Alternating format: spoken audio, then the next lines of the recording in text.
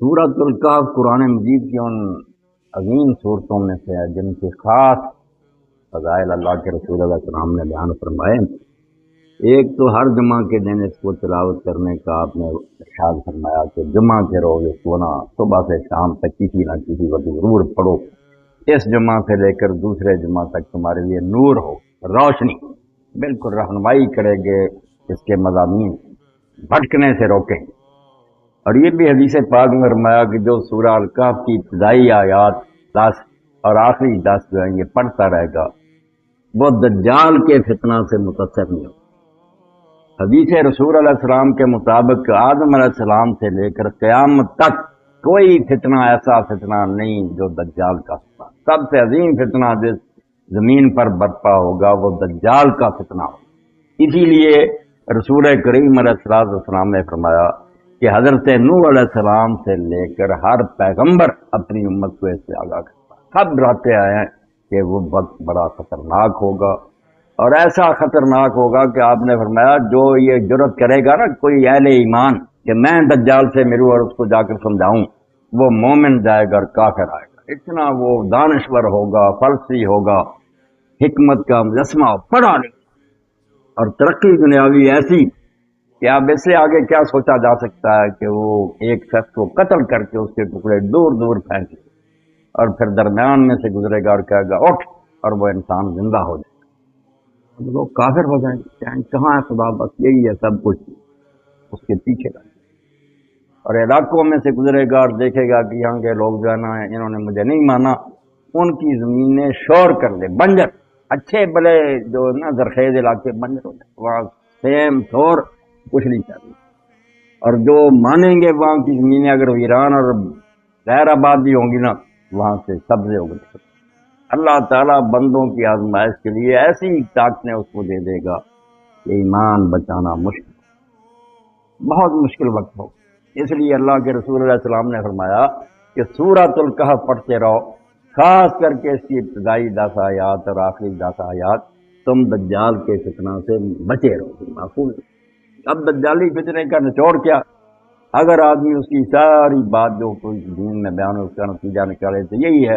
کہ مادی ترقی عروج پر پہنچ، بہت انسان ترقی کر دے گا، جب زندہ کر لے گا مردوں کو، زمینیں اپنی مرضی سے کرے گا ان کو ویران یا آباد، تو اس کے آگے سائنسی ترقی کیا ہوگی؟ کائنات کے راز ایسے معلوم کرے گا کہ دنیا دنگ رہ جائے گی، تو لوگوں کی آنکھیں چکا چوندھ ہو جائیں گی، اتنی تیز روشنی میں بند ہو جائیں گی، کوئی خدا نہیں، کوئی دین نہیں، بس یہی سب کچھ۔ اللہ رب العالمین نے سورہ میں واقعات بھی جو بیان فرمائے وہ بھی مگر خلاصہ 10 پہلی آیتوں میں اور 10 آخری میں نے اسی لیے ان کو پڑھ رہا ہے۔ 3 قصے اللہ نے اس صورت میں بیان کیے۔ اصحاب الکہف کا قصہ کہ غار میں چلے گئے، کئی سو سال سوئے رہے بغیر کھانے پینے کے، اللہ نے زندہ کیا، اور بعد میں دنیا ہی بدل گئے تھے تو سارا ملک کافر تھا، بادشاہ کافر تھا، قوم کافر تھی، ان کی جان کے در پہ تھے کہ یہ اگر توحید نہ چھوڑیں اور بت پرستی نہ قتل کر جانیں بچانے کے لیے، مگر سوئے سوئے ان کے بادشاہ بھی مسلمان ہو گیا، قوم بھی مسلمان ہو گئی۔ جب یہ جاگے تو انہوں نے ان کا احترام کیا، ان کی قبروں پر انہوں نے مسجد بنا دی، یادگار، دین ہی آ گیا۔ اور اسی طرح دوسرا قصہ ہوا کہ حضرت موسیٰ علیہ السلام جو تھے انہوں کی ملاقات حضرت خضر علیہ السلام سے ہوئی، ایسے کام ان کے سامنے انہوں نے کیے جس پر موسیٰ علیہ السلام مضطرب ہوتے تھے، اعتراض کرتے تھے کہ یہ کیا ہو رہا ہے۔ بعد میں سمجھایا گیا کہ یہ اللہ کے حکم سے ہوئے، یہ علم راز ہیں۔ وہ بھی اللہ تعالیٰ نے یہی بات بتائی کہ ظاہر سے دھوکہ نہیں کھانا، کہ کاروں میں گھوم رہا ہے، کوٹھوں بنگلیوں میں رہ رہا، یہ ترقی کر گئے، کوئی چیزیں نہیں، یہ ظاہری چیزیں کوئی نہیں، ان کے باطن میں جو کچھ ہے نا وہ اللہ جانتے، تم نہیں جانتے۔ تم یہ کہتے ہیں یہ ترقی یافتہ قوم ہے، یار اخبار بھی کہتا کہ ہم سے تو فقط وعدہ حور ہی ہے، ان کو تو سب کچھ نصیب ہے، محل بھی نصیب ہے، حوریں بھی نصیب ہیں، خوبصورت لیڈیاں، شکوہ کیا تو یہی ہوتا نا کہ آدمی ظاہری چمکدم سے دھوکہ کھاتا۔ تو اللہ تعالیٰ نے خضر علیہ السلام اور موسیٰ علیہ السلام کی قصہ میں یہی دکھایا کہ آپ تو کیا ہے، موسیٰ علیہ السلام جیسے لوگ بھی غلطی میں پڑ جاتے ہیں، ظاہر کو دیکھ کر بتانا پڑتا ہے کہ یہ ظاہر میں کچھ اور ہو رہا۔ اب ظاہر میں تو بالکل بڑا ہو رہا تھا نا کہ جن لوگوں نے پہچان کر حضرت خضر علیہ السلام کی، وہ کوئی اور گمنام آدمی نہیں تھے، وہاں کے نبی تھے، لوگ اس علاقے کو انہیں جانتے تھے، کشتی والوں نے احترام کیا، انہوں نے کہا ہم کوئی نہیں کرایہ لیں گے، آپ کو مفت سوار کر۔ جب موسیٰ علیہ السلام نے دیکھا کہ انہوں نے ایک پھٹا توڑ دیا، تو آپ نے کہا یار اتنی نیکی کی انہوں نے، آپ نے ان کا پھٹا توڑ دیا کشتی کا۔ بعد میں سمجھایا کہ آگے ظالم بادشاہ ہے، وہ بیگار میں کشتیاں پکڑ رہا نہیں، اگر یہ بھی نئی نویلی جاتی تو وہ ان بیچاروں سے چھین لیتا، یہ ہے مسکین، ان کا گزارا اسی پر ہے، تو یہ میں نے ان سے زیادتی نہیں کی، اگر انہوں نے کرایہ نہیں دیا تو میں نے ظلم نہیں کیا، ابھی انہیں پتہ چل جائے گا کہ میں نے اچھا کیا۔ جب اس بادشاہ نے دیکھا ٹوٹا ہوا تختہ تو نہیں، اس نے وہ کشتی بھی، تو مطلب نیکوں کے ساتھ جب ایسا ہوتا نا کہ ان کے بچے مر گئے، ان کا کاروبار خراب ہو گیا، ان کی تنزلی ہو گئی، تو وہی بات نا تختہ ٹوٹنے والی، وہ ایک مثال ہے، لوگ حیران ہوتے ہیں کہ یہ نمازی ہے، دیندار، یار اس کے ساتھ ظلم ہو رہا۔ دوسری طرف وہ دیکھتے ہیں کہ جن ظالموں نے کھانا نہیں دیا، انہوں نے کہا یار ہم مسافر ہیں، ہمیں کھانا، تو بستی والوں نے کھانا نہیں دیا، تو ان کی ایک دیوار جو گر رہی تھی خضر علیہ السلام وہ بنانے لگے، تو موسیٰ علیہ السلام نے کہا ان کم بختوں کے ساتھ یہ نیک سلوک، کھانا نہیں دیا مانگے پر، آپ ان کی دیواریں بناتے پھرتے، اور بنانی بھی تھی تو مزدوری مانگ لیتے ان سے، ان نامرادوں کے ساتھ اچھے سلوک کا کیا جواز ہے؟ وہ بھی سمجھایا گیا کہ یہ بھی آپ دیکھتے ہیں کہ ان کے بروں کے ساتھ نیک سلوک، بروں کے نہیں۔ یہ دیوار جو ہے نا، یہ ایک نیک آدمی تھا، اس کے 2 یتیم بچے ہیں، اس کے نیچے خزانہ ہے، دیوار گر جاتی ہے، ظالم بے ایمان لوٹ کر لے جاتا۔ تو مطلب یہ تینوں قصے جو بعد میں ذوالقرنین کا بھی آپ اگر پڑھیں گے تو ایمان بالغیب جس کی اللہ دعوت دیتا ہے نا، کہ جو آنکھوں سے نظر آتا ہے اسی میں نہ گم ہو جایا کرو، اس کی رونقی تمہیں گمراہ نہ کر دے کہ ترقی ہے، باغات ہیں، کوٹھیاں، بنگلے، ان کے پیچھے جھانکنے کی کوشش کرو، اس کے پیچھے ایک انتظام ہے جو اللہ تعالیٰ چلا رہا، اس کے ہاتھ میں باغ ڈور، اس کے اپنے مسالے ہیں، اپنی حکمتیں ہیں، کچھ راز ہیں، وہ تم نہیں سمجھتے تو خاموشی سے مان۔ یعنی اس دور میں جب دجال کے فتنے سے آنکھیں جو نا چندیا جائیں ساری دنیا کی، یار اس کے بعد خدائی کہاں رہ گئی، کہا کچھ نہیں، یہ سارے ملمے ہیں، اصل میں خدائی خدا کی ہے، وہ رہتی رہتی ہے، کچھ نہیں۔ جب بے بس کرنا ہوگا، اللہ کے رسول علیہ السلام نے فرمایا کہ سب سے نیک آدمی جو اس دور کا ہوگا نا مدینہ شریف میں سے، وہ نکل کر جائے گا دجال کے کن سے۔ وہاں مسلم میں لکھا، لوگ کہتے ہیں ہمارا ایمان تھا کہ وہ حضرت عمر کی، اس زمانہ میں لوگ سوچتے تھے کہ یہ وہ تو وقت گزر گیا، حضرت عمر کے دور میں تو نہیں آیا، مگر کئی لوگوں نے کہا کہ وہ خضر علیہ السلام ہی ہو۔ بہرحال کوئی ہو، فرمایا اس وقت وہ زمین پر سب سے زیادہ نیک آدمی ہو۔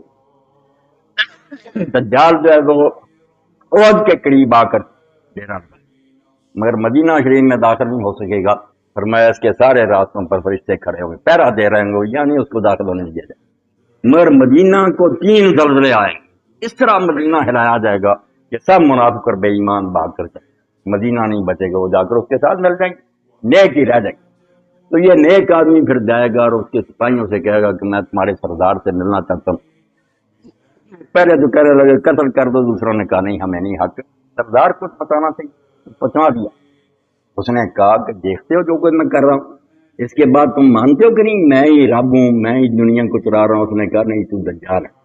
تو وہی ہے جس کے بارے میں اللہ کے رسول نے فرمایا۔ تو وہ پھر 2 ٹکڑے کر، میں ٹکڑے بھی اتنی دور پھینک دے گا جتنی دور تیر جاتا دور، اور درمیان میں سے گزرے گا، کہے گا اٹھ کھڑا، اٹھ کھڑا، زندہ ہو جائے، کہے گا اب یقین آیا کہ میں ہی خدا ہوں؟ اس نے کہا یقین بڑھ گیا کہ تو وہی خبیث ہے جس کے آنے کی حضور نے کہا۔ اب پھر اس کو قتل کرنا چاہے گا، بس یہ آخری آدمی ہوگا، اس کے بعد اللہ اس کی طاقت سے سلب کر پھر نہیں کسی کو زندہ کر سکے گا، نہ قتل کر سکے، بس ہو جائے گا دجال، اور عیسیٰ علیہ السلام بھی نازل ہو جائیں قتل کریں۔ تو بہرحال دجالی فتنہ کیا یہی ہے، شروع ہو گیا کہ مادری جو ہے نا ترقی اتنی ہو جائے گی کہ لوگ حیرانی کی بات ہے۔ یہی باتیں کسی زمانہ میں پہلے کوئی سناتا کہ یار ہزاروں میل دور سے لوگ تصویریں دیکھیں گے، میچ ہوتے ہوئے دیکھیں گے، تقریریں سنیں گے، جیسے سامنے بیٹھے، کوئی مانتا؟ لوگوں نے کہنا پاگل ہے یار، یا یہ جنوں کی کوئی بات ہے۔ اب سب کچھ آنکھوں سے دیکھ، حیرانی کی بات ہے، کوئی پہاڑ راستے میں حائل نہیں ہوتا، سب کچھ۔ تو اس سے بھی آگے معاملہ پڑ جائے گا۔ تو اللہ کے رسول نے فرمایا اس زمانہ میں سورہ کہف پڑھتے رہو، یہ بتائے گی تمہیں کہ یہ ظاہری چیزوں سے دھوکہ نہ کھا جانا، پیچھے خدا کا ہاتھ ہے، اس کی طاقت ہے، غیب کے معاملے ہیں۔ تو اسی پر ایک کتاب لکھ دی سید ابو الحسن ندوی رحمۃ اللہ نے، عربی میں، اردو میں ترجمہ ہو گیا، کہ ایمان اور مادیت میں کشتی، جنگ۔ اس صورت کا عنوان نے رکھا کہ ایک طرف مادیت ہے، مادی ذرائع وسائل، ایک طرف ایمان،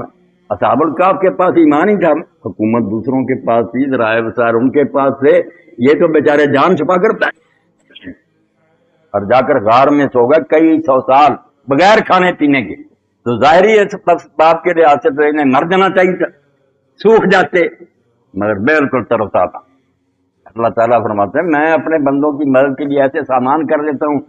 کہ سوچ بھی نہیں سکتے۔ اور وہاں کہا کہ جو غار بنایا ہوا تھا اللہ نے، ذالک من آیات اللہ، تم کیا سمجھتے کہ اس نے اچانک ایسی بات ہو گئی؟ اللہ کو علم تھا کہ ایسے لوگ پیدا ہوں گے اور دقیانوس انہیں قتل کرنے لگے گا اور وہ بھاگ کر آئیں گے، ان کے لیے ایک جگہ ہونی چاہیے جہاں وہ آرام سے آ کے ریسٹ ہاؤس میں ٹھہریں۔ فرمایا فجوۃ من، غار اندر سے کھلا، تنگ غار نہیں تھا، اندر سے کھلا تھا بہت، اور بنایا اس طرح تھا کہ سورج جب طلوع ہوتا تھا اس وقت بھی دھوپ نہیں آتی تھی، غروب ہوتا تھا تب بھی نہیں، کنی کی طرح کر دیتا، دھوپ نہیں اندر آتی تھی کہ ان کو تکلیف نہ پہنچے، مگر ہوا بالکل اندر میں ہوا جا رہی تھی۔ اور حفاظت کے لیے فرمایا ہم نے کتا دروازے پر وکلب باسط نظر آیا کہ چور نہ آئے، ڈاکو نہ آئے، کوئی درندہ ادھر نہ آئے، کتا بیٹھا ہوا تھا دروازے کے، یعنی ایسا اللہ نے بندوبست کر دیا کہ وہ شاہی مہمان ریسٹ ہاؤس میں سوئے ہوئے ہیں، ہوائیں لوریاں دے رہی۔ فرمایا جسم کو بھی ہم اٹھتے پڑھتے تھے تاکہ یہ گل چل نہ جائے، بدلتے رہتے تھے ان کے پیر۔ تو سارے قصے جو ہے نا صورت میں آپ بس اشارہ میں نے پڑھیں گے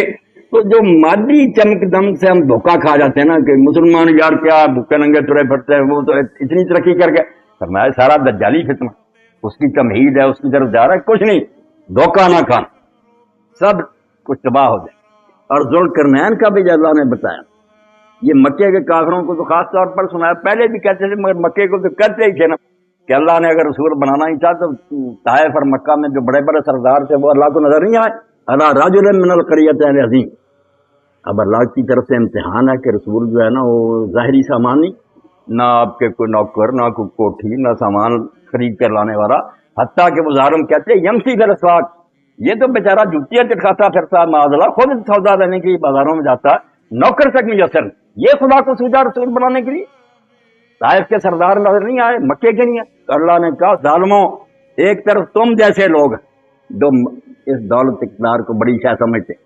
اور جیسے دو بھائیوں کی مثال بھی اس صورت میں آتی ہے کہ ایک کے باغات تھے، اس میں نہریں تھیں، ہر قسم کے پھل تھے، دوسرا مومن تھا غریب بیچارہ، دونوں جا رہے کسی باغ کے اندر، تو یہ بے ایمان مالدار کہنے لگا تم لوگ باتیں کرتے ہو کہ ایک وقت آئے گا دنیا فنا ہو جائے گی، یہ ہوگا وہ ہوگا، یہ باغ کیسے ادھر جائے گا، اندر نہریں بہ رہی ہیں سر، یہ کس طرح ویران ہو جائے؟ اور ساتھ ہی بکنے لگا کہ اگر یہ ایسا ہوا بھی تو جس نے مجھے یہاں دیا وہ مجھ پر خوشی ہے تو دیا، تو میں بھوکا رکھا تو اسی لیے کہ تم پر ناراض ہے، اس لیے آگے جا کر بھی یہی ہوگا، اگر وہ راضی نہ تھا مجھے کیوں دیتا؟ یہ ان مادہ پرستوں کی سوچ ہے۔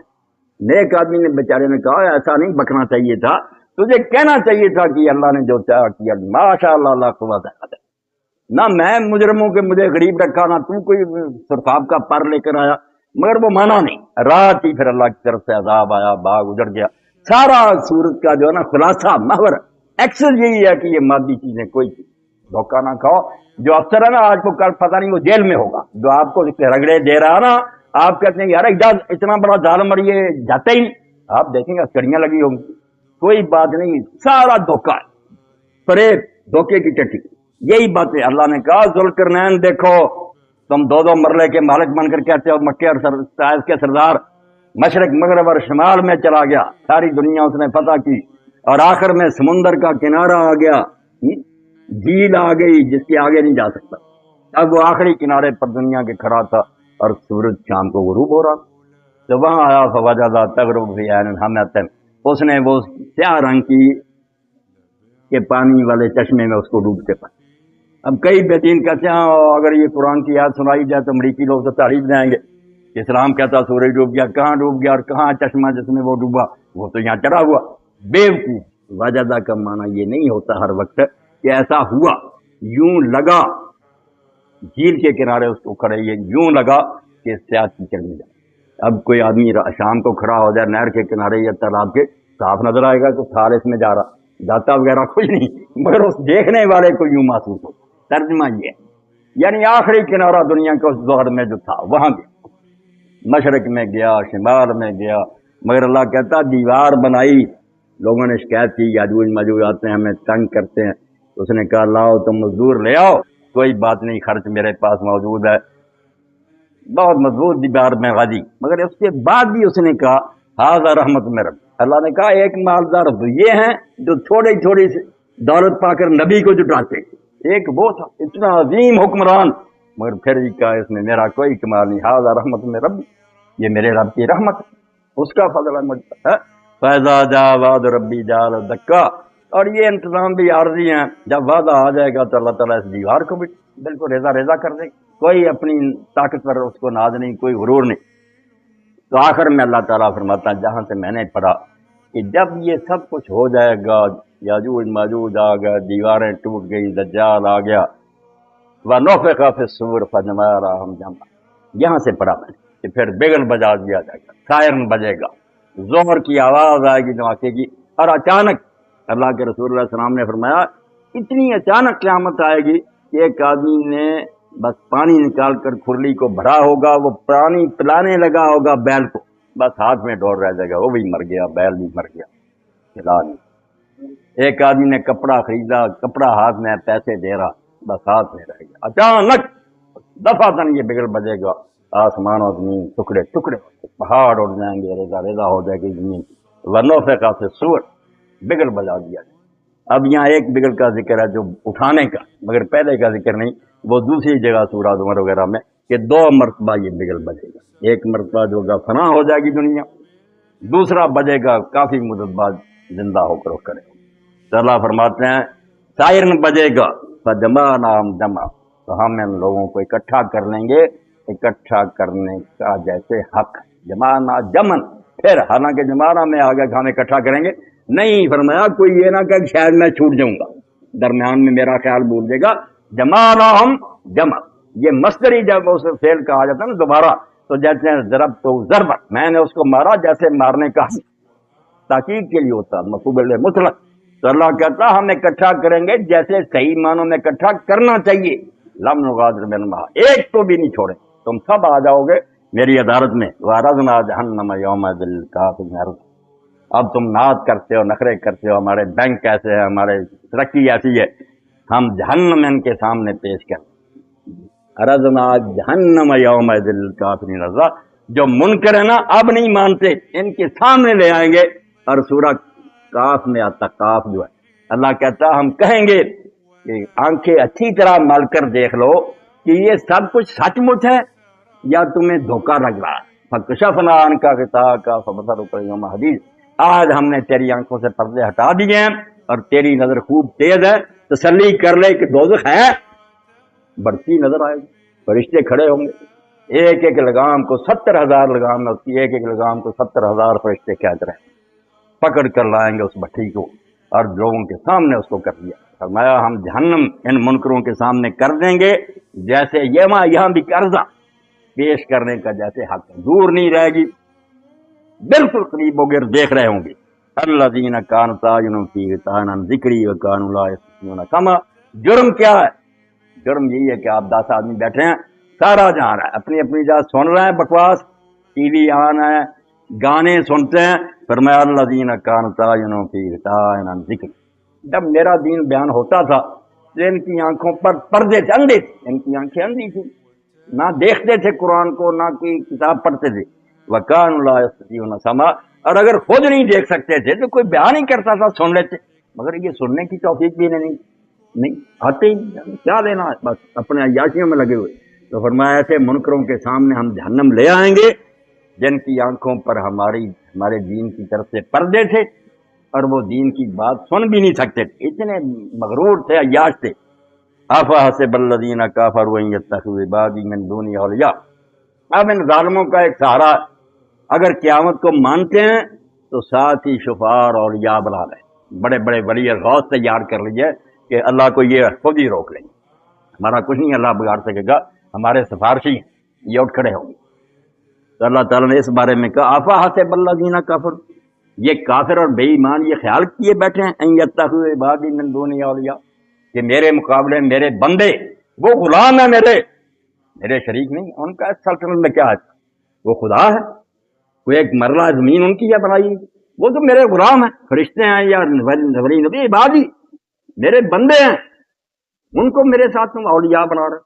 کہ وہ ہمارے سرپرست ہیں، ہمارے مددگار ہیں، وہ ہمیں بچا لیں گے۔ تو فرمایا یاد رکھو اگر یہ سمجھا ایسا نہیں ہوگا، کوئی مدد کے لیے نہیں آئے گا، کوئی سفارش کے لیے زبان نہیں کھولے گا۔ اِنَّا أَعْتَدْنَا جَهَنَّمَ لِلْكَافِرِينَ نُزُلًا، اور تمہاری جو پہلی ہے نا مہمانی، وہ جہنم ہم نے کافروں کے لیے تیار کر۔ نزل، جب آ کر مہمان اترتا ہی ہے نا گاڑی سے، آپ اس کو ڈرائنگ روم میں اٹھاتے ہیں، پہلے جو پیش کرتے ہیں نزل، بعد میں جو کھانے پکنے والا کو اسے نزل کیا ہوتا جو ابتدا میں پیش کیا جاتا۔ اللہ پاک نے فرمایا تمہارے لیے جو میں نے مہمانی تیار کی، جاتے ہی تمہارے سامنے جو کچھ آئے گا وہ جہنم ہے، بڑھتی آگ ہوگی، جلو گے تم اس میں، یہ ہے تمہاری مہمانی۔ اور قرآن پاک میں کئی جگہ کہا کہ ان کو بشارت دے دو، کافروں کو، بشر الکافرین، تو انہیں بشارت کیا؟ بشارت تو خوشخبری کو کہتے۔ یہاں بھی نظر کا کہ مہمانی نوازو، تو اس کو عربی زبان میں تحکم کہتے ہیں، حلوے والی ہے نہیں، دوسری ہے، یہ ہوتا ہے ٹھٹھا کرنا، مذاق کرنا۔ جیسے پولیس والے کہتے ہیں چوری صاحب کر دیں تھوڑی سیوا، تو سیوا کیا؟ جوتے پڑیں گے۔ تو یہاں بھی اللہ فرماتا ہے کہ ان کافروں کے لیے جو مہمانی ہم نے تیار کی نا، جاتے ہی جو ان کی خدمت میں پیش کریں گے وہ آگ ہے جلتی۔ قُلْ هَلْ نُنَبِّئُكُم بِالْأَخْسَرِينَ أَعْمَالًا، اب جن ترقیوں پر لوگ کہتے ہیں یار جنہوں نے یہ چیزیں ایجاد کی، انسانوں کو یہ فائدے پہنچائے، اتنا لوگ نفع اٹھا رہے ہیں، یہ آگ میں چلے جائیں گے؟ اتنے بڑے بڑے سائنسدان اور ریسرچ کرنے والے، اور کئی جو ہیں انہوں نے اسپتال بنائے، گنگا رام کسی نے یہ کیا یہ کیا، تو اللہ فرماتا مجھ پر احسان کیا۔ قُلْ هَلْ نُنَبِّئُكُم بِالْأَخْسَرِينَ أَعْمَالًا، آؤ اے پیغمبر نے کہہ دو کہ ہم بتائیں تمہیں کہ اعمال کے لحاظ سے سب سے زیادہ خسارے میں کون ہے، جن کی محنت برباد جائے گی، گھاٹا پڑے گا، اور انتہائی گھاٹا جو پورا بھی نہیں بعد میں ہو سکے گا۔ الذین ضل سعیہم فی الحیات الدنیا،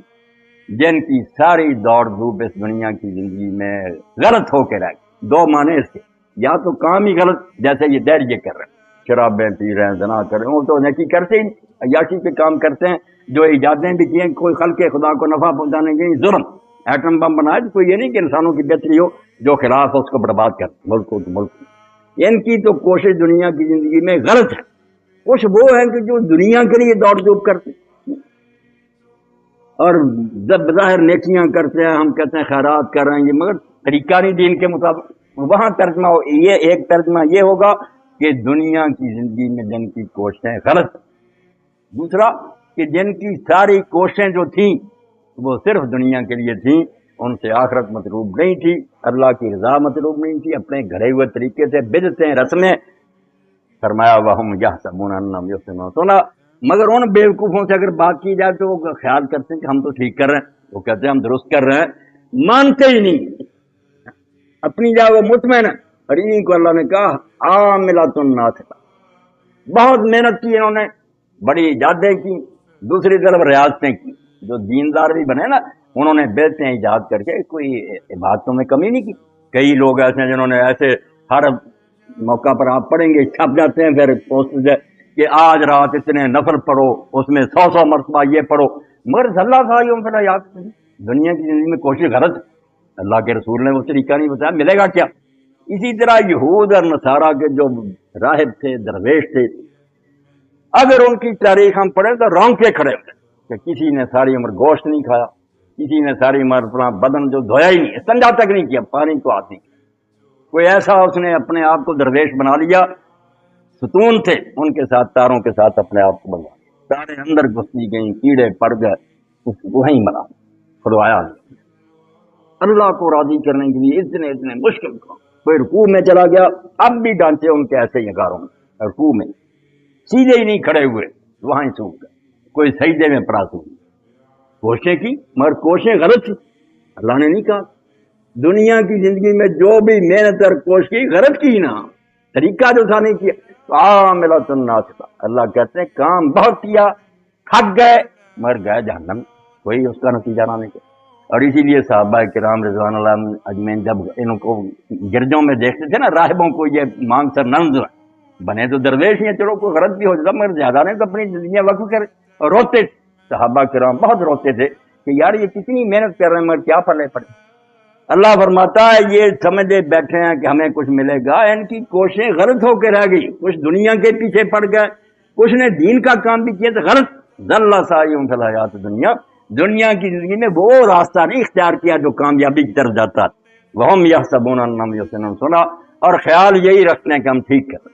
اپنی جگہ بالکل پکے۔ اور اسی لیے علماء امت نے بار بار لکھا، حدیث کے حوالے دیے کہ اللہ تعالیٰ ہر شخص کی توبہ قبول کرتا بےعزتی کی، کیوں کرتا ہی نہیں بےعزتی توبہ، اس کی بھی کر لینی کہ وہ کرتا نہیں نا، وہ سمجھتا میں نیک کر رہا ہوں، میں قرآن مجید ہی پڑھ رہا ہوں، کیا برا کر رہا ہوں، میں درود شریف پڑھتا ہوں اذان سے پہلے، میں نے کیا برا کر لیا۔ عقل نہیں آتی کہ دین اپنی مرضی کا کام کرنے کا نام نہیں، یہ تو پھر خود سری ہو گئی، اپنے تم نے طغیان اختیار کے لیے من مانی۔ اسلام تو اپنے آپ کو سرنڈر کرنے کا نام، حوالے کر دینا۔ اسلام کا معنی یا اسلمت لرب العالمین، میں نے اپنی خود مختاری چھوڑ دی، میں نے اپنے آپ کو اللہ کے حوالے کیا۔ اللہ نے اپنا نمائندہ رسول علیہ السلام کو بھیج دیا کہ جو رسول کہے گا کر۔ اس لیے شیخ عبداللہ لکھتے ہیں کہ رسول کے کہے کے مطابق اگر کوئی شخص استنجا کر لے، اس کا ثواب بدعت کے مطابق خانقاہ بنانے سے بہتر۔ خانقاہ اتنی بڑی بات، پر میں اس سے بہتر ہے کہ وہ استنجا رسول کے بتائے کے مطابق کرے۔ دین نام ہے اطاعت کار، اسی لیے یہ کرنے کافر نیکیاں کرتے ہیں، یہ نیکیاں ہمارے حساب سے ہیں کہ انہوں نے مریضوں سے اچھا سلوک کیا۔ اللہ کہتا ہے یار میرے پر کوئی احسان کرتا، میں تو نیکی اس کو مانتا ہوں کہ مجھے حاکم مان کر میرا حکم مانا، میں اس کو اپنے فضل سے انعام دوں گا۔ جس نے اپنی مرضی کی اس نے میرے لیے کچھ کیا، وہ مانگتا پھر ثواب جس نے نہیں کیا۔ اور اسی لیے حدیث پاک میں آتا ہے کہ جو شرک بھی کرتے ہیں کچھ اللہ کے لیے کچھ دوسروں کے لیے، اللہ قیامت کے دن کہہ دے گا کہ جا جا کر اس سے اجر لے لے جس کے لیے تو نے کام کیا۔ انا اغنی الشرکاء، میں حصہ نہیں لیتا، کیا دا اس کو دے دوں گا، میں تو جو خالص میرے لیے اس کو لیتا ہوں، اپنے فضل سے اس کو قبول کرتا ہوں۔ جس میں حصے ہیں جو محتاج ہیں وہ تھوڑا تھوڑا لے لے، مجھے کیا ضرورت، میں تو خالص لوں گا، تو خالی رہ جائیں گے بالکل کنگار۔ تو فرمایا کہہ دے اللہ کے رسول تمہیں بتاؤں کہ کون لوگ اپنی زندگیاں برباد کر رہے ہیں اور ایسا کام کر رہے ہیں جس کا سارا ہی سارا دن کی کوششیں دنیا کی زندگی میں یا گم ہو کر رہے گی، صرف دنیا بنانے میں لگے گا، بینک بیلنس بن جائے، کوٹیاں بڑھ جائیں، ہمارے بچے یہ کر جائیں، یا دنیا کے لیے دوڑ دو، یا دوسرا مانا کہ دنیا کی اس موجودہ زندگی میں غلط راستے پر چل کر نیکیاں کی اور سمجھتے یہ ہیں کہ اچھا کر رہے ہیں، بہت ٹھیک کر رہے ہیں۔ اولئک الذین کفروا بآیات ربہم ولقائہ فحبطت اعمالہم فلا نقیم لہم یوم القیامۃ وزنا۔ ہمارے کئی دوست ڈاکٹر صاحبان دوسرے کہتے ہیں یار ڈاکٹر ہمارے ساتھ بڑا دیانتدار ڈیوٹی، مگر وہ اللہ کو نہیں مانتا، اللہ پر اس نے کیا احسان کیا، اللہ کیوں اس کو انعام دے گا، کیا ضرورت ہے اللہ کو، کوئی انعام نہیں ملے گا جہنم۔ تو اللہ فرماتا اولئک الذین کفروا بآیات ربہم ولقائہ، یہ لوگ منکر رہے رب کی آیتوں کے، نہ اس کے کلام کو سچا مانا، ولقائہ، اور جب یہ اطلاع نے دی جاتی رہی کہ اللہ کے سامنے ایک دن تم نے پیش ہونا، تو کہتے کوئی نہیں، مر جائیں گے، مٹی ہو جائیں گے۔ اکبر بگٹی تک کا اللہ اسے معافی کرے، کیا اس نے ساتھ کہا کہ یار میں تو کوئی ایمان نہیں رکھتا کہ مرنے کے بعد کچھ ہوگا، آدمی مر کر مٹی ہو جاتا بعد میں کچھ بھی، یعنی بظاہر داڑھی سردار قبیلے کا مسلمان کہلاتے ہیں، پھر سے کافر مانتے ہی نہیں کہ کوئی خدا اور قیامت۔ اللہ فرماتا ہے یہ لوگ اللہ کی آیات کے منکر، اللہ کے ملنے کے منکر کہ ہم اس کے سامنے کبھی نہیں جائیں گے، فحبطت اعمالہم، ان کی ساری کوششیں برباد گئی، بالکل بھگ کر کے اور گئی۔ جیسے تھانوی صاحب رحمۃ اللہ علیہ بڑی پیاری مثال دیتے تھے، سارا دن کوئی آدمی ایندھن اکٹھا کرے، شام کو تھوڑا سا بارود اس کے نیچے رکھ کر اس کو آگ لگا دے، اڑ گیا تھا۔ حبطت اعمالہم، فرمایا ساری ان کی کرائی محنت ضائع ہو گئی، فلا نقیم لہم یوم القیامۃ وزنا، اور ہم قیامت کے دن ان کے عمل کو کوئی وزن دی رائی برابر بھی نہیں سمجھا جائے گا۔ آپ تو کہتے ہیں نا اس کی نیکیوں کے ڈھیر، کچھ نہیں، رائی بھی نہیں اللہ اس کو سمجھے گا۔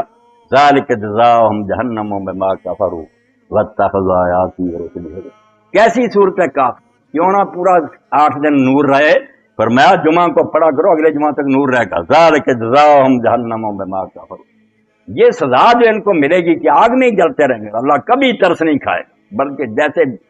ذرا ٹھنڈی ہوگی اور بڑھتا۔ میں اس ظالم کو ظالموں کو نہ دے، اتنی مدت دی تھی، زمین خدا کی، رزق خدا نے دیا، زندگی اس نے دی، ہر نعمت اس کی تھی، انکار کرتے رہے، اس لیے کہ یہ منکر رہے اللہ کے اور اس کی کتاب کے۔ واتخذوا آیاتی ورسلی ہزوا، اور جب اللہ کی آیتیں پڑھی جاتی، رسول کی تعریف پڑھی جائے، مذاق اڑاتے، ٹھٹھے کرتے کہ یہ مولویوں کی بنائی ہوئی باتیں ہیں، یہ ملاؤں کی گھڑی میں ہم نہیں مانتے، مذاق کرتے تھے، اور یہ تو ان کا انجام ہوگا۔ اور اللہ تعالیٰ کا یہی طریقہ کہ وہ جب ظالموں کا انجام بیان کرتا تو اچھوں کا بھی انجام بیان کرتا کہ آمنے سامنے رہے۔ دوسری طرف بیان فرما دیا الذین آمنوا وعملوا الصالحات کانت لہم جنات الفردوس نزلا، کہ بے شک جو لوگ ایمان لائے، جنہوں نے سچے دل سے مانا کہ جو اللہ کی کتاب کہہ رہی، ذرا شک نہیں، خدا بھی ہے، فرشتے بھی ہیں، قیامت بھی ہے، ایمان لائے، سچ جانا ہر بات کو جو دین نے بتائی، وعملوا الصالحات، اور سچ مان کر ہی نہیں رہ گئے، نیکیاں بھی اچھے۔ اب یہاں بھی دو گروہ مسلمانوں کے بن گئے، ایک نے کہا بس ایمان کافی ہے جنت میں جانے کے لیے، نہیں بھی نیک عمل کرتا، کلمہ گو تو ہے ہی۔ ایک کہتے ہیں صرف ایمان نیک کم ہونے چاہیے،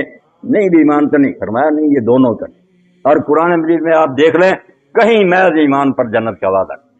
نہ، کہیں نہیں آیا کہ ایمان ساتھ آئے گا کامل الصالحات یا واتقوا یا نابو، کہے گا کہ وہ نیک کام کرے۔ تو فرمایا جو لوگ ایمان لائے، انہوں نے نیکیاں کی، کانت لہم جنات الفردوس نزلا، ان کی مہمانی کے لیے دوزخ تیار تھی، ان کے لیے فردوس کے باغات تیار۔ فردوس باغ ہوتا نا، کسی کی میں چار دیواری نہیں ہوتی، پرندے نہیں ہوتے، پانی نہیں ہوتا، ایسے بھی چھوٹے موٹے باغ۔ فردوس عربی میں پیراڈائز وہ ہے کہ اس کے گرد احاطہ ہو، اس میں نہریں بہ رہی ہوں، اس میں پالتو پرندے ہوں، یعنی جو سامان ایک اعلیٰ سے اعلیٰ باغ میں فردوس۔ تو اللہ نے کہا فردوس کے جو باغات، ایک جنت نہیں بہت باغات، وہ ان ایمانداروں کا انتظار کریں، مرتے ہی چلے جائیں گے وہ، بالکل وہاں داخلہ ملے گا خالدین فیہا۔ اب کیا ہوتا اگر چلے جائیں، سب کچھ بھی مل جائے، اس دنیا میں بھی کسی خوش نصیب کو اس کی ساری جو آرزویں اللہ دے دے، پوری کر دے، مگر موت کا کانٹا جان نہیں چھوڑتا، کچھ بھی تکلیف نہ آئے، یہ تو مصیبت آئی ہے کہ مرنا، مر کر چھوڑ جانا۔ وہاں تسلی دی کہ نہیں، جو باغات ہم دیں گے خالدین فیہا، وہاں یہ نہ مریں گے نہ نکالے جائیں گے، ہمیشہ ہمیشہ ان باغوں میں رہیں، ہمیشہ ہمیشہ۔ اب ہے کہ رہتے رہتے جی اکتا گیا، کوئی کہتا یار فیصلہ آباد میں تنگ آ گئے، چلو مری کی سیر کریں، نکل گیا کئی بچے، اب تو کہتا ہے لا یبغون عوضا۔ دیکھیں نا قرآن ایک چھوٹا جائز نہیں، لا یبغون عوضا، وہاں وہ تبدیلی بھی نہیں چاہیں گے، دوسری جگہ منتقل ہونا نہیں چاہیں گے۔ کیوں چاہیں گے؟ جب روزانہ ترقی ہوتی جائے، یہ نہیں کہ جس حالت میں گئے تھے وہی آپ جنت کو سمجھیں، وہ ارتقا کی دنیا، ہر روز لوگ اٹھیں گے، نئی رونق، حسن بھی ان کا بڑھ گیا، ہر چیز میں ترقی۔ اس لیے فرمایا جب روز ہر روز نیا روز ہوگا تو یہ کیوں گھبرائیں گے، تازہ سے تازہ نہیں۔ اور اسی لیے حدیث پاک میں آتا ہے بڑا پیارا مضمون، یہ ترغیب و ترہیب، قرآن بھرا ہوا رسول اللہ کی حدیثیں، کہ شوق بھی جلاؤ لوگوں کو، ڈراؤ بھی، یہ ایک پورا عنوان ہے دین کا، ترغیب و ترہیب۔ کتابیں بھی علماء نے پڑھی۔ رسول کریم علیہ السلام فرماتے ہیں جیسے یہاں لوگ جمعہ کے دن اکٹھے ہوتے ہیں، اس کو وہاں یوم المزید کہا جائے، جنت میں اس دن کا نام یوم المزید ہوگا۔ تو مزید والے دن سارے جن ایک کھلی جگہ میں اکٹھے ہوں، کستوری کا بنا ہوا میدان، مٹی نہیں ہوگی، میدان ہی سارا کستوری، خوشبو، وہاں اکٹھے ہوں۔ ورنہ جنت تو 100 ہے نا، اگر ایسا نہ ہوتا، ایسا اجتماع ہوتا تو ہم تو ترستے ہی رہ جاتے کہ یا رسول اللہ کو کہاں دیکھیں، نیک لوگوں سے کہاں ملے۔ 8 دن کے بعد سارے جنتی اپنی اپنی جنتوں سے نکل کر اس سعید واحد اس کھلے میدان میں اکٹھے ہوں، وہاں ممبر ہوں گے، کرسیاں ہوں گی، نیچے جس جس کی جو شان ہے اس کے مطابق جگہ الاٹ ہوگی، اپنی اپنی جگہ پر بیٹھے، اللہ کا عرش ہوگا، رسول کریم علیہ السلام دائیں طرف بیٹھا کریں گے، باقی لوگ اپنی جگہ۔ یعنی کیسا وہ دل کشا اور روح کو خوش کرنے والا منظر ہوگا کہ اللہ رب العالمین اور اس کے رسول اور شہداء اور صالحین سارے جنتی ایک جگہ، عورتیں نہیں جائیں۔ اب دیکھیں یہ جو مخلوط سوسائٹی کیا ہے، وہاں جنت میں بھی عورتوں کو نہیں جانے دیا کہ وہاں ہی چلی جائیں، وہاں تو کوئی بڑی خواہش نہیں، اپنے جائیں گے جب فارغ ہو کر آئیں گے۔ فرمایا بازار بھی لگے ہوں، بالکل اس طرح ہی نا جیسے جوان بازار، حالانکہ کمی کوئی نہیں، شوق، جائیں گے لوگ اپنی کھان کی چیزیں، یہ مجھے چاہیے لے جائیں۔ اور جب گھر میں جائیں گے تو عورتیں حیران ہو کر وہ جنت کی جو کہیں گے کون آدمی ہے تمہارے گھر میں، آؤ حسنی تو بالا نئے بنے ہوئے، وہ کہیں گے تم کون آ گئے، تو وہ کہیں گے تم کون ہو میرے گھر میں۔ یعنی ترقی، یہ نہیں بڑھاپا آ گیا، جھریاں پڑ گئی، لوگ بدزن ہو گئے کہ یار اب تو وہ حلیہ ہی نہیں رہا، نہیں۔ فرمایا وہ جنت ایسی ہے کہ وہاں تو روز روز آگے سے آگے بڑھتے جائیں، اس لیے وہاں سے نکلنے کے لیے کیوں لوگ تنگ ہو، کون سی شے وہاں نہیں ملے گی۔ تو یہ سارا منظر بیان کر کے کہا جو نہیں مانتے اللہ رسول کو ان کا حشر یہ ہوگا، آگ میں پڑیں گے، پھر روئیں گے، آج نہیں مانتے تو وہاں آنکھوں سے دیکھ لیں گے کہ دوزخ ہے یا نہیں. اور جو نیک ہوں گے ان کا حشر یہ ہوگا، ان کو یہ انعام ملیں گے، وہ خوشیوں سے رہیں گے. اور ان کے لیے اس لیے اللہ اور اللہ کے رسول کہتے ہیں جب یہ بات لوگوں کے ذہنوں سے تم کھرچ دو گے، سارا نظام زیادہ سے اللہ یہ نظام تعلیم کیا مہربانی کرتا کہ اس بارے میں غیر جانتا ہم لوگوں کو نہیں بتائیں گے کہ جنت دوزخ ہے، یہ سیکولر رہیں گے ہم. یہی تو بدماشی ہے. تو جو بات قدم قدم پر یاد دلانی چاہیے، کود کود کر دماغ میں بھرنی چاہیے کہ خدا دیکھ رہا ہے، قیامت ہے اس کے بارے میں تم غیر جانبدار کریں. پھر کون سا آرڈیننس لوگوں کو ٹھیک کرے گا، کون سی پولیس کرے گی؟ جس کو بھرتی کرو گے وہ ایک ڈاکوؤں کا گروہ نیا بن جائے گا، کچھ فائدہ نہیں ہوگا. ایماندار بنانے کے لیے اور نیک بنانے کے لیے نسخہ یہ ہے، نسے خام کو جس نے کندن بنایا. تانبا تھا کچا، عرب کے لوگ انتہا درجے کے گئے گزرے. قرآن مجید کا یہ بیان جو ہے اس سے آگے کیا اولئک کالانعام بل ہم اضل، جانوروں کی طرح تھے بلکہ ان سے گئے گزرے، کوئی حال نہیں تھا، انسان نہیں تھے، درندے تھے. مگر اللہ کے رسول علیہ السلام نے اتر کر ہرا سے سوئے قوم آیا اور ایک نسخہ ہے کیمیا ساتھ لایا. نہ پڑھا نہ لکھا، نہ ساری عمر کتاب سیدھی پکڑنی آئی، مگر اللہ کا رسول اللہ سے پڑھ کر جب آیا غار ہرا سے اترا اور آواز دی کہ لوگوں کیا کر رہے ہو، بہت خطرناک وقت آنے والا ہے، حساب ہونے والا ہے. 40 سال آپ کی زبان سے کبھی کسی نے سنا ہی فری پانا زندگی اپنی تجارت، مگر یکدم جب یہ فہرا اٹھا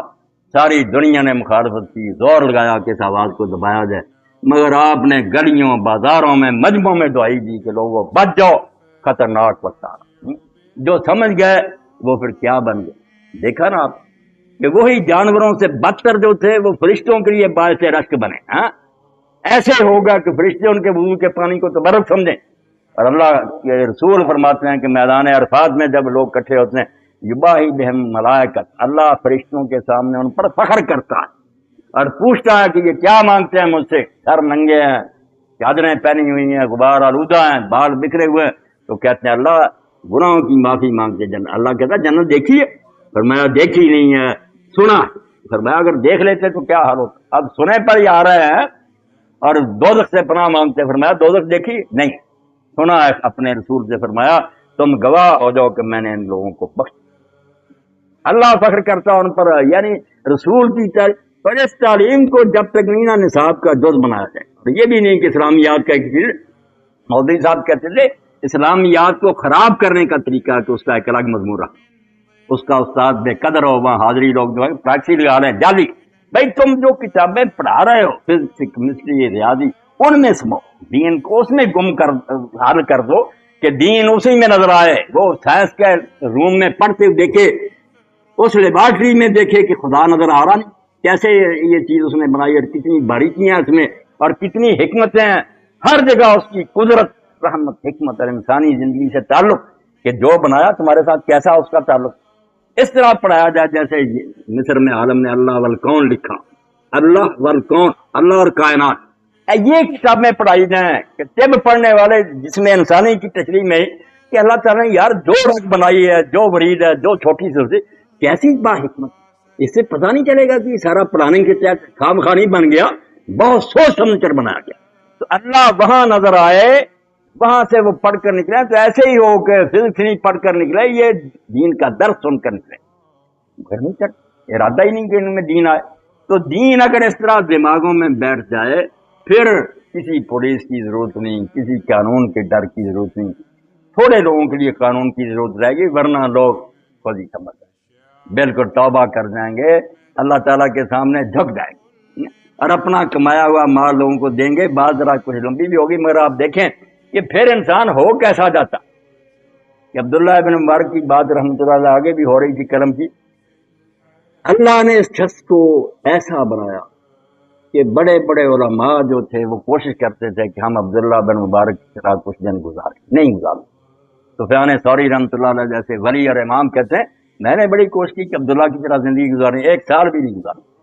سال کو 4 حصوں میں تقسیم کر دیا تھا. اس طرح کا شاید ہی کوئی عالم اسلام میں عالم نظر آئے. 3 مہینے تجارت کرتے تھے، حلال رزق کماتے، 3 مہینے گھر پر بیٹھ جاتے، دور و نزدیک سے پھر طالب علم آتے، یہ انہیں دین پڑھاتے اور اپنے پاس سے خرچ لیتے. بہت دنیا شاگرد بن اور 3 مہینے حج اور عمرے کے لیے رکھے ہوئے اور 3 مہینے پھر مجاہدین کے ساتھ جا کر شریک ہو جاتا